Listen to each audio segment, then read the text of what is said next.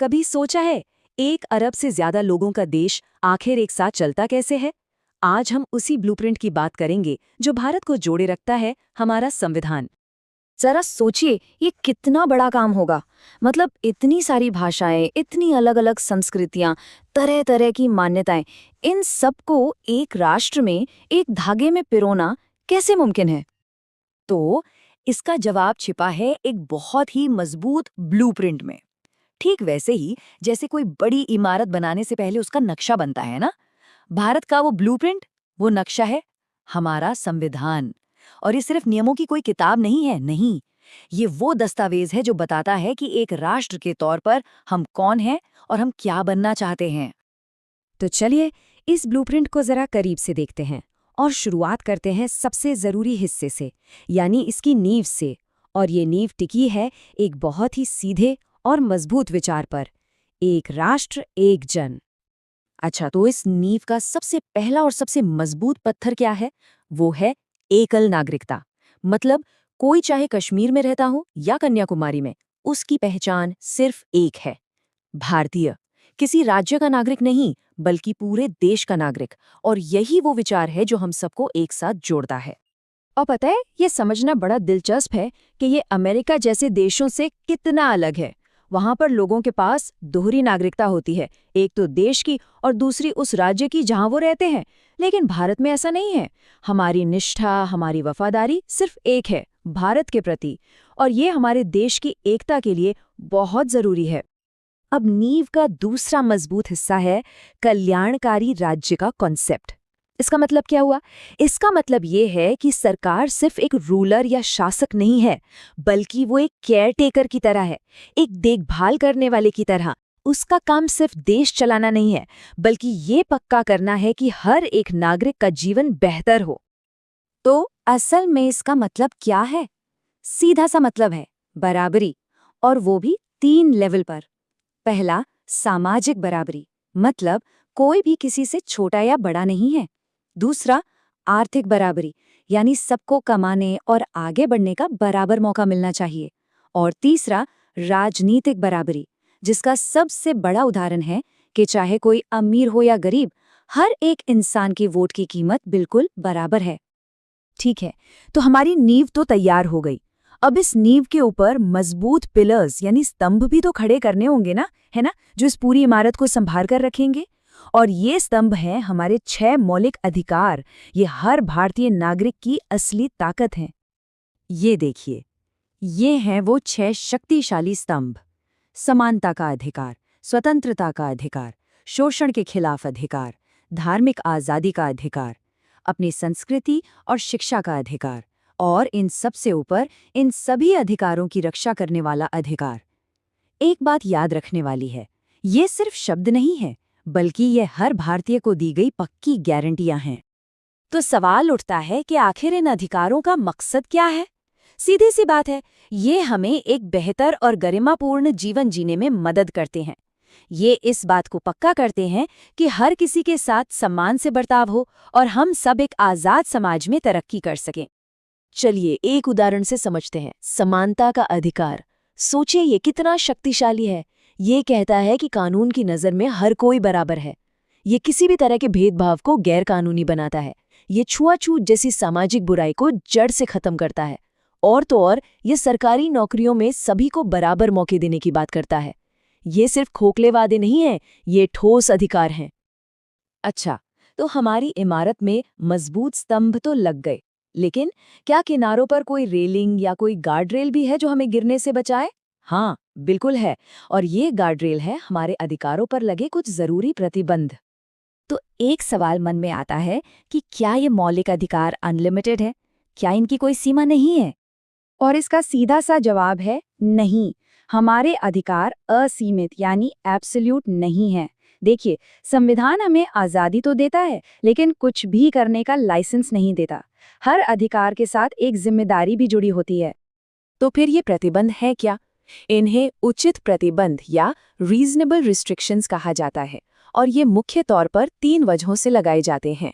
पहला, आम जनता की भलाई के लिए। दूसरा, समाज में शालीनता और नैतिकता बनाए रखने के लिए।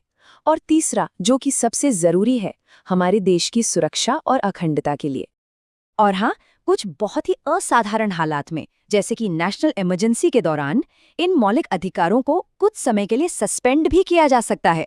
ये एक बहुत बड़ा और गंभीर कदम होता है, जिसे सिर्फ और सिर्फ राष्ट्र हित में ही उठाया जाता है। तो हमने नींव देख ली, स्तंभ देख लिए और गार्डरेल भी देख लिए हैं। लेकिन हर इमारत में, हर ढांचे में एक ऐसी चीज होती है जो उसे जिंदा रखती है, जो उसे जीवंत बनाती है। हमारे संविधान में भी एक ऐसा ही हिस्सा है जिसे इसका दिल कहा जाता है। आइए देखते हैं कि ये क्या है। 1 मिनट के लिए सोचिए, अधिकारों से भरी एक किताब का क्या फायदा अगर उन अधिकारों को लागू ही ना किया जा सके। मतलब अगर किसी के अधिकारों का हनन हो तो वो कहाँ जाएगा, क्या करेगा? इसी सवाल का जवाब है आर्टिकल 32, संवैधानिक उपचारों का अधिकार। उपचार का मतलब होता है इलाज। तो ये वो अधिकार है जो हमारे बाकी सभी अधिकारों का इलाज करता है, यानी उनकी रक्षा करता है। अगर किसी के भी मौलिक अधिकार का उल्लंघन होता है तो ये अधिकार उसे सीधे देश की सबसे बड़ी अदालतों, यानी सुप्रीम कोर्ट या हाई कोर्ट का दरवाजा खटखटाने की ताकत देता है। ये अधिकार इतना ज्यादा जरूरी है कि हमारे संविधान के निर्माता डॉक्टर B.R. अम्बेडकर ने इसे संविधान का हृदय और आत्मा कहा था। जरा सोचिए, the very heart and soul, कितनी बड़ी बात है ये। उनके मुताबिक इस एक अकेले अधिकार के बिना बाकी सारे अधिकार सिर्फ कागज पर लिखे अर्थहीन शब्द बनकर रह जाते। सच कहें तो यही वो चिंगारी है जो बाकी सभी अधिकारों में जान फूंकती है। तो इस तरह हमारी ये पूरी राष्ट्रीय रूपरेखा, ये पूरा ब्लूप्रिंट तैयार होता है। नागरिकता की एक मजबूत नींव, जिस पर टिके हैं अधिकारों के 6 मजबूत स्तंभ, जिन्हें संतुलित किया गया है प्रतिबंधों के गार्डरेल से, और इस पूरी की पूरी संरचना को जिंदा रखता है न्याय का वो धड़कता हुआ दिल।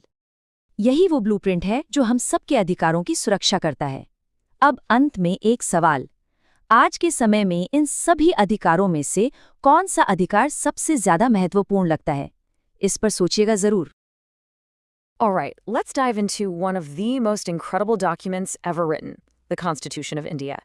We're going to explore its core principles. You see, it's not just some dry legal text, it's the actual blueprint for the entire nation. So let's get into it. I mean, just think about that for a second. Picture it. It's the late 1940s. You've got this massive task of creating a single rulebook for hundreds of millions of people who speak all sorts of different languages, who practice different faiths, and they're all just stepping into being a new, independent country. That was the huge, monumental challenge facing India's founders. So what even is a constitution, really? Well, it's way more than just a statement of nice ideas. It's the ultimate framework. It sets out what the state is trying to achieve, it builds the government structures, and, this is the really crucial part, it spells out the entire relationship between the government and its people. It defines the rights and duties for every single citizen. Okay, so the first massive problem they had to solve was unity. How on earth do you take this incredibly diverse subcontinent and forge one single national identity? Well, the Constitution's answer was both really simple and incredibly profound. They introduced the idea of single citizenship. And, this was a very deliberate choice. India is a federal country, right? Power is shared between the central government and the states. But when it comes to who you are, the Constitution is crystal clear. You are an Indian citizen. That's it, period. Let's put that into perspective for a minute. If you look at the United States, which is also a federal system, they have what's called a dual polity. So you're a citizen of the USA, sure, but you're also a citizen of California or Texas or Florida. India looked at that model and said, nope. They consciously rejected it to build a unified identity and make sure that regional loyalties didn't become stronger than national unity. And this right here is what it looks like in practice. It doesn't matter if you're from Kerala or Kashmir, your passport says the exact same thing, Republic of India. It's a really powerful physical symbol of that one single unified identity. So, next up, the problem of power. In a brand new democracy, how do you make sure that power really, truly belongs to the people and not just to some small elite group? The folks who wrote the Constitution had a pretty radical and democratic answer for that one. They baked in the principle of universal adult franchise. And you have to understand, this was absolutely revolutionary for its time. It meant that every single adult citizen, no matter their background, how much money they had, what caste they were, their gender, their religion, everybody got the right to vote. The power was literally placed right in their hands. And this went way beyond just showing up to cast a ballot. It established this deep-seated political equality, the right to form your own political parties, the right to run for election yourself, and it got rid of any special privileges for the elite. It all comes down to that core democratic idea: one person, one vote, one value. But that leads to the next big challenge. Okay, so you've got a strong state, you've empowered the public. A new problem pops up. How do you protect the individual? How do you make sure a citizen's freedom is safe from the power of the government? And the answer to that question is found in the fundamental rights.